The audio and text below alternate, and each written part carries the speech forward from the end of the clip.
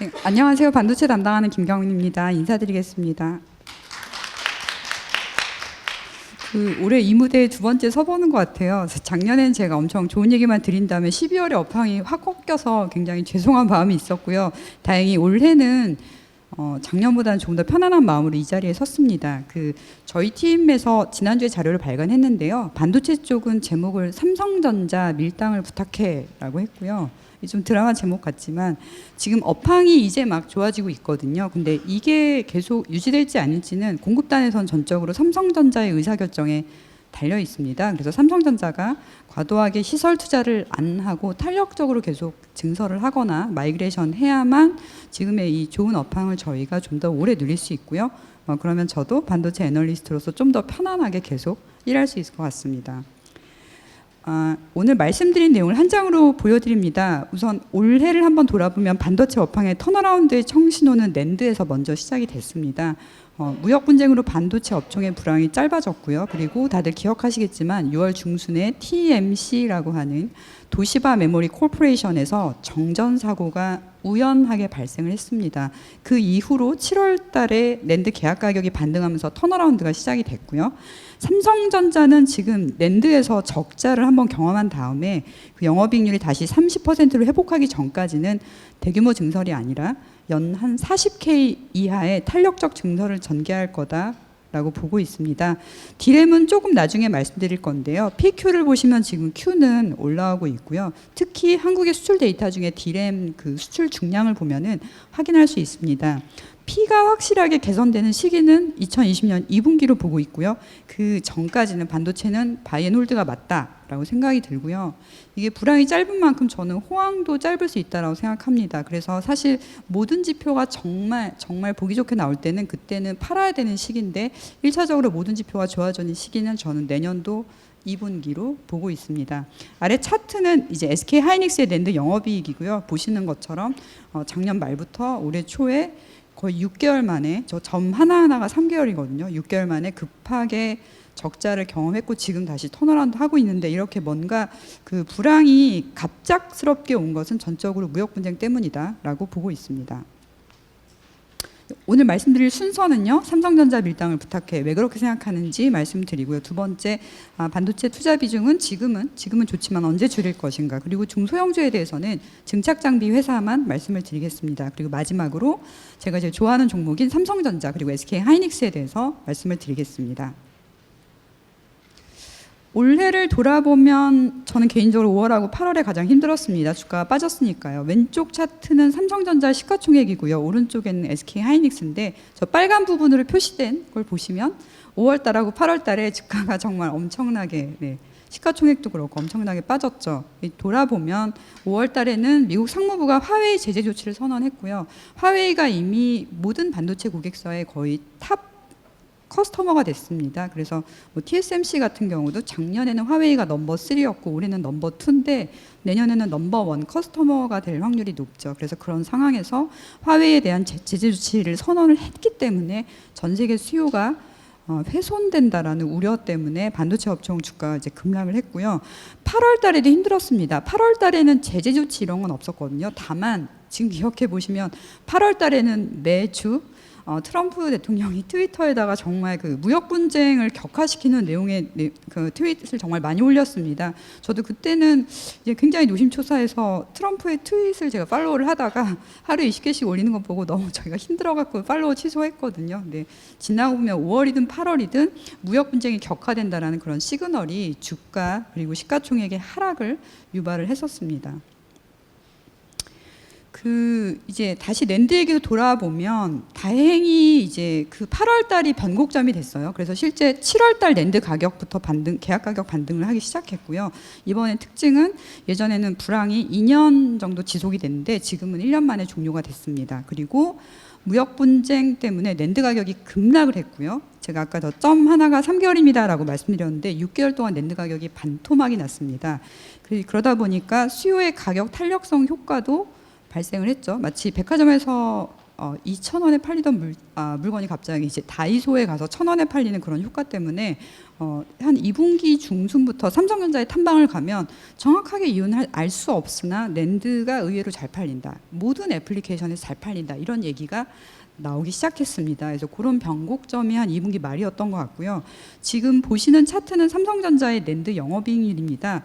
사실 역사적으로 20% 내외를 유지하다가 2017년도에 낸드 가격이 폭등을 하면서 영업이익률이 매우 좋아졌고요. 그러다가 작년에 무역 분쟁 때문에 4분기서부터 굉장히 안 좋은 모습을 갖고 심지어 살짝 적자까지 갔다가 지금 다시 회복을 하고 있습니다. 그래서 저는 단기적으로는 삼성전자가 낸드 영업이익률은 20%까지 회복할 수 있다라고 생각하고요. 근데 20%도 안전지대가 아니다라고 봅니다. 왜냐하면 무역 분쟁 직전에 낸드 영업이익률 보시면 20%에서 적자로 내려가는데 3개월이면 그냥 게임 셋입니다. 그래서 삼성전자는 향후에 낸드 영업이익률이 좀 더 높은 수준인 30%가 될 때까지는 저는 대규모 증설은 안 할 거다. 옛날처럼 뭐 평택 1층에 120K 이런 식으로 증설은 안 할 거다라고 보고 있고요. 제가 지금 생각하고 있는 그 증설 규모는 올해 말 기준으로 시안 2기에 20K 그리고 내년도에 40에서 45K 정도 보고 있습니다. 비메모리 말씀을 잠깐 드릴게요. 저는 삼성전자가 비메모리를 잘한다라고 생각을 합니다. 그리고 사실 이제 저도 반도체 애널리스트니까 대만의 TSMC를 많이 참고하는데요. TSMC가 7나노미터 선단 공정에서 작년 3분기부터 매출이 발생하기 시작했고 올해 3분기에 이미 7나노미터 향 매출이 25%가 넘었습니다. 그래서 매우 잘하고 있으나 이 회사 다음으로 7나노미터를 잘할 수 있는 회사는 지금 전 세계에서 삼성전자밖에 없습니다. 그래서 예전에는 비메모리 파운드리가 약간 그 빅4라고 해야 되나? 이제 그런 28나노미터 시절엔 특히 그랬거든요. 근데 지금 그거는 옛날 얘기고 7나노미터 시절인 지금에 와서는 저걸 할 수 있는 회사는 전 세계에 단 2개밖에 없습니다.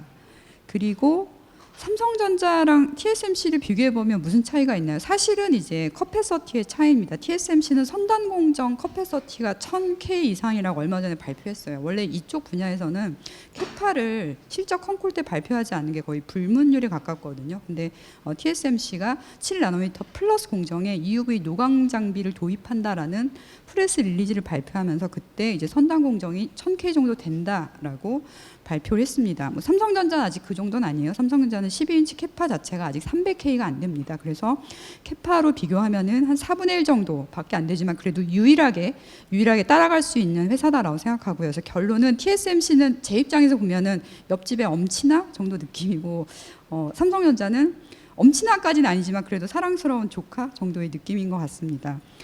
지금 삼성전자는 이제 파운드리하고 팹리스 다 합쳐서 지금 분기 매출이 4조 원을 상회해서 점점 넘어가고 있는 단계로 있어요. 그래서 예전에는 가동률이 확 내려갔을 때는 적자가 나기도 했거든요. 2014년, 15년에. 근데 지금은 그런 모습은 벗어났고 점점점 그 커패서티를 늘리면서 매출을 늘려나가고 있습니다. 다만 이게 D램 낸드처럼 1, 2년 만에 확 좋아지는 비즈니스는 절대 아닙니다. 그러나 말씀드리고 싶은 거는 TSMC 다음으로 잘하는 것은 삼성전자고 꼭 글로벌 투자자들이 보면 삼성전자가 비싸냐 TSMC가 비싸냐를 비교를 하는데 TSMC가 그동안 시가총액이 너무 올라서 지금 PER이 24배예요. 원래 이 회사는 오랫동안 17배, 18배였던 회사거든요.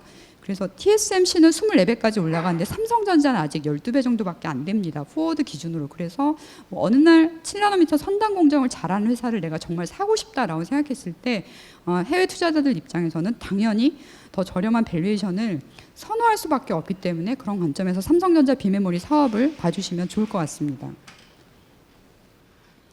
예, D램 얘기를 드리면 D램에 아까 제가 PQ 중에 Q는 좋아지고 있다라고 말씀드렸잖아요. 왼쪽 차트를 보시면 저게 D램의 수출 증량입니다. 저희 산업자원부하고 관세청에서 수출 데이터 발표하는데요.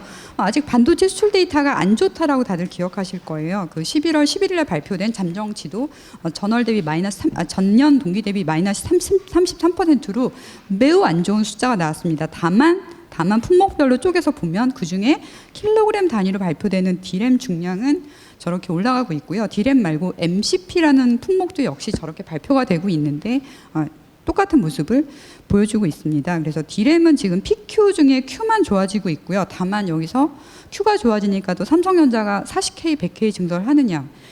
그러지 않을 거라고 봅니다. 그 이유는 바로 오른쪽 차트가 설명을 해주고 있는데요. 삼성전자와 3위 업체인 마이크론의 영업이익률 격차를 보면 굉장히 많이 축소가 됐습니다. 그래서 사실은 예전에 영업이익률 격차가 매우 클 때는 삼성전자가 좀 증설을 해도 크게 걱정을 안 했는데 지금은 후발 회사들하고 영업이익률 격차가 크지 않고 만약에 가격이 여기서 더 폭락하면 마진이 같이 훼손될 확률이 되게 높습니다. 그래서 저는 디램 업황은 이제 막 PQ 중에 Q만 좋아지기 시작했고 당연히 삼성전자는 대규모 증설을 안 할 거다라고 보고 있고 만약에 증설한다 하더라도 5에서 20K 정도로 매우 소규모로 진행을 할 것 같습니다. 그 디램 가격은 아직 계속 내려가고 있어요. 그래서 반도체 수출 데이터가 안 좋게 나오는 여러 가지 이유 중에 하나가 디램 가격 때문이고요. 그 지금 보여드리는 차트는 반도체 수출 금액입니다. 작년 12월부터 역성장을 시작해서 지금 계속 한 4개월 연속 마이너스 32%, 마이너스 33% 이 정도 숫자가 나오고 있습니다. 그래서 지금 모든 지표가 다 좋아지는 건 아니고 낸드가 먼저 그리고 디램에서 PQ 중에 Q가 먼저 좋아졌고 이 모든 게 다 좋아져야 그제서야 반도체 수출 지표도 좋아진다라고 말씀드릴 수 있겠습니다.